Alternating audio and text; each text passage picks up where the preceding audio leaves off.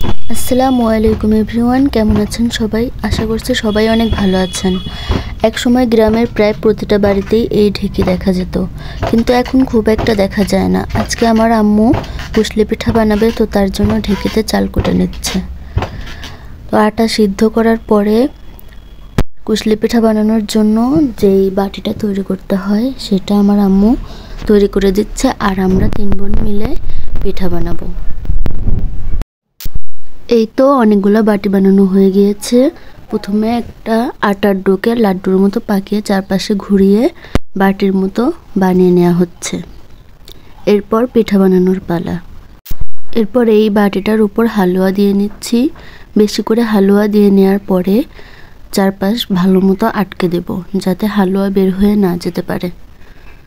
তো এইভাবে আমি সুন্দর করে পিঠা বানিয়ে নিচ্ছি। আমার পিঠা বানানো কেমন হচ্ছে সবাই বলবেন। আসলে গ্রামের বাড়িতে এরকম সবাই মিলে পিঠা বানানো অনেক বেশি মজা। আমি সুন্দর করে ডিজাইন করে নিচ্ছি পিঠাতে। এই তো রেডি আমার সুন্দর পিঠা। কেমন হয়েছে সবাই বলবেন। আর একটা বানানো দেখিয়ে দিচ্ছি।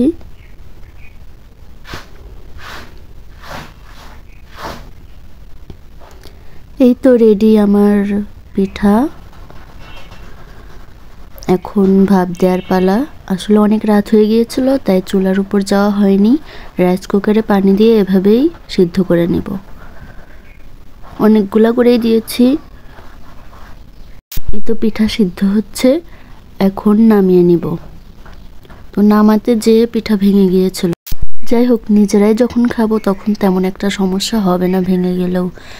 তো এই তো আমার পিঠা বানানো শেষ। সবার ভিডিওটা কেমন লাগলো প্লিজ জানাবেন। পুরো ভিডিওটা দেখার জন্য আপনাদের সবাইকে অসংখ্য ধন্যবাদ। এভাবেই পাশে থেকে সাপোর্ট করে যাবেন।